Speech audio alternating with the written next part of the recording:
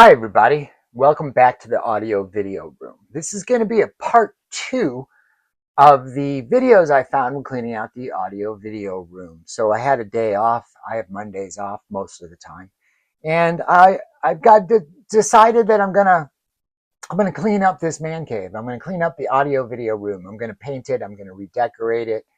I don't have the funds for any of it, but I'm an artist. That's how it goes. I'm used to that.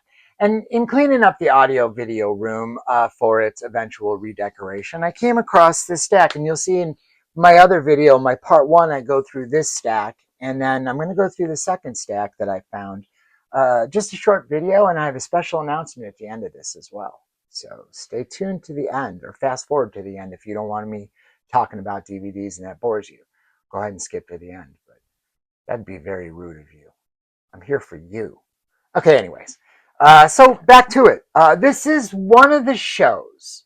This is one of the shows that everybody loves to say they were at. This is Dig.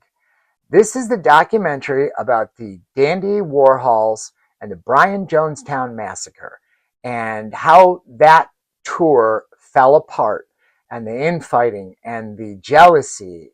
This is essentially every band that wants to make it, what they'll do to climb to the top, and how it hurts and burns and chaps the asses of all the other local bands that feel they deserve it more.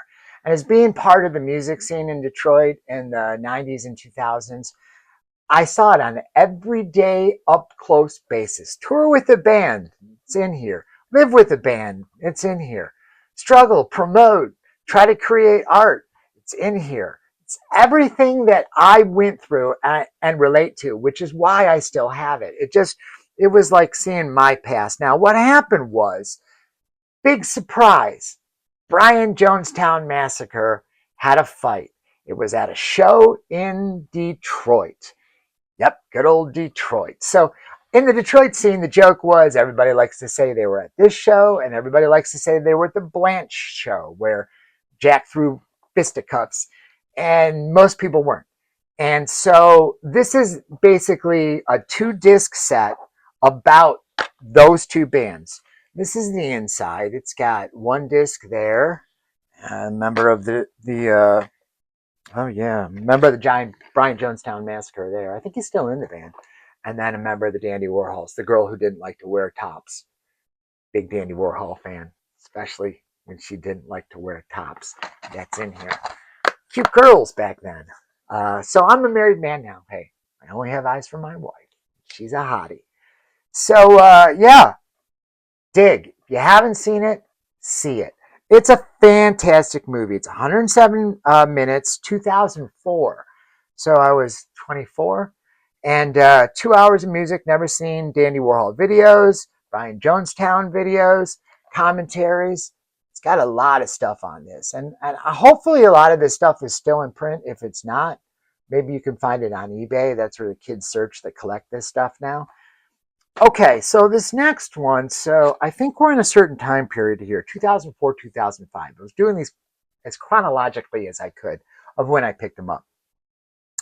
This band is sort of related to this band. So if you're a Helicopters fan, you're probably also a fan of the Backyard Babies. Dragon was one of the members in the Helicopters. He was not on the tour I saw. I never got to meet him on that tour. I got to meet him on this tour, the Backyard Babies. Now, when the Backyard Babies played Detroit, big surprise here, got to photograph them. This is a picture I took 2004, Detroit, Michigan, of the lead singer in the Backyard Babies. Can you see that there? And that's what I mean by when I took pictures, I tried to do these arty pictures. I didn't just snap the camera. I'm less of a photographer and more of an artist, is how I would describe myself. And everything I did was about its visual. I was a fan of the visual. So my stuff was always kind of negative spaced like that. That was my thing. So the Backyard Babies, Jet Lag the movie. This is a documentary about how they carved out their piece of rock and roll history. Now, this is another Swedish band. Buckle up and enjoy. 61 minutes. Videos, Electric Susie, Look at You, highlights, bunch of stuff. If you're a Backyard Babies fan, this is a winner. Winner, winner, chicken dinner. And my copy, if you can see there, is autographed by the band. Got it signed. There's the inside. Here's the DVD. And there's the band. This is the fella I was showing that I took the picture of, Nikki. And here's the band. That's Dragon right there. Dragon's probably the best known member of this band. And what a band. If you don't know who the Backyard Babies, they crib from Hanoi Rocks. They're of the pop rock by way of Sweden. This is an arena band overseas in Europe. I believe they're no longer together. The Helicopters and the Backyard Babies have this habit of breaking up and getting back together. I know members have died in the Helicopters. Kenny, I believe, passed away. Kenny was awesome. He was my favorite. But yeah, Backyard Babies. This is a BMG Dolby Digital 2005 documentary on the band. And if you love the Backyard Babies, try to find this. Now, I know the Helicopters one I showed, Goodnight Cleveland, this is on YouTube. You can find this on YouTube. I'll try to insert a picture in the other video of when I'm in there, but you can find it online. Yeah, Backyard Babies and Helicopters, worth your time looking up. Fantastic. I know James Gunn is a huge fan of those bands. He uses a lot of that Swedish rock music in his work. Okay, moving on. This is the Ramones. Now, a lot of you Ramones fans know about this. The story of the Ramones, end of the century. It's accurate. It left me disturbed. Johnny Ramone. Now, I saw the Ramones a couple times. I'm going to sound like Mazzy in these videos, but I did. 2005 is this. It's a Rhino. Look at that. Dating back in the day with Rhino. But I got to see them. The best time I ever saw them, I saw them once in the last tour when White Zombie opened for them because I knew those guys. I saw them at the State Theater in Detroit a few times. But the best time I ever saw them, get this, was at the State Fair. Nobody showed up. I think there was maybe 50, 60 people at their State Fair show. I knew a lot of those other cats. I mean, if you guys remember and you remember me at that show and I remember you, hit me in the comments about it. But I love reading the comments. The comments of my videos are some of my favorite parts about doing this YouTube stuff. So the story of the Ramones, it's just that. 5.1 surround sound, deleted scene, Clem Burke as Elvis Ramone.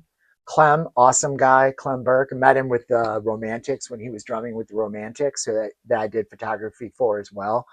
I did quite well with the photography gang until everybody got a camera in their pocket. And then my career went poof and I went back to art. But I saw them at the State Fair and they were having horrible problems. They were clearly in a bad mood. I believe it was really crappy weather, chilly weather.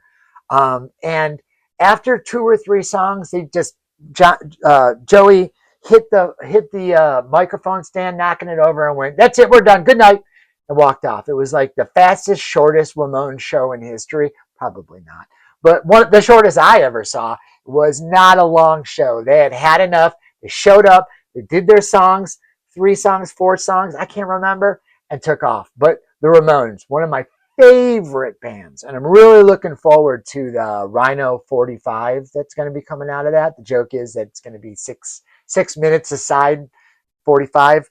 Yeah, Ramones. You can't beat the Ramones. If you don't love the Ramones, get out of rock and roll. Okay, this is also a pretty well-known one. The Police. Everyone stares out. The Police, Inside Out. Oh wait, did we look at the? Oh, it's nothing special. See that? Oh, this is pretty cool. Slow down, Chris. Got their discography and poster. Ooh, that's probably why I kept it. I don't know. Who knows? But here it is, the Ramones, end of the century. Okay, back to this one. The Police. This was the footage that Stuart Copeland had filmed during his history with the Police. I was a huge Police fan when I was a kid. So I got into the Police right away. Outlandos D'Amour, Into Zenyatta and Ghost in the Machine is my favorite album by them. Um, Synchronicity, of course. I don't have the fancy 19,000 colors. I know Tim's got a cool one. Tim from University of Vinyl's got a cool Synchronicity. See, it's old Chris that gets jealous of this stuff. Old Chris wants the stuff everybody else has. But young Chris had a huge collection. I had thousands of records and CDs. I'm not even kidding, thousands of them. And I moved a lot once things got difficult out of college, and I just couldn't take it everywhere. So I sold all my collections, and especially when streaming came along. But I am a huge Police fan. And this is one of the best movies, rock related movies you'll ever see, from the horse's mouth, Stewart. So he got into video early on, just like a lot of drummers do. I think Ringo was also one of those drummers. And nothing fancy about this case. There's pictures of adoring fans. It's got this little booklet in it. And his brother Miles that ran IRS. First 2 years, how I got this movie camera, you can see there. If you are a Police fan and you haven't seen this, try to see this. Stuart Copeland movie, well worth finding. It is amazing. And again, if you're a Police fan, you're going to love this movie. Okay, on to the next.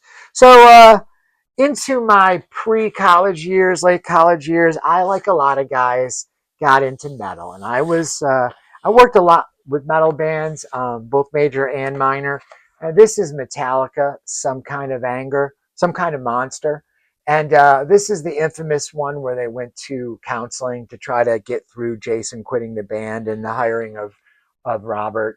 I was a fan of Robert's from Suicidal and Ozzy, and deserves being in the band, but I'm definitely a Cliff and Jason guy more so than a Robert guy. Not to give Robert any but those other guys, we lost Cliff, of course, and Jason got just screwed over by this band. But yeah, this is the documentary. This has got a slip cover. I know you crazy young kids love slip covers. This has got a slip cover. I can't believe I didn't lose it. This is the movie itself proper. They followed this movie. This is a documentary, and they had followed this up 2 discs with that horrible pseudo roadie movie. I saw it once in 3D. I can't even remember the name of it. It wasn't very good. The Metallica parts are good. The rest of it, not so much. It was they're trying to make a thematic movie with a plot and failed on both counts. But this, the inside workings of a multi-million-dollar band. And I got stuck in a room once or twice with these artists, not them in particular, but I had a good friend of mine at the record store who was best friends with James Hetfield. And I mean, these guys have issues. They all have issues. Just like I'm sure Rob had issues and didn't appreciate me giving him a hard time on his climb to the top. White Zombie Rob.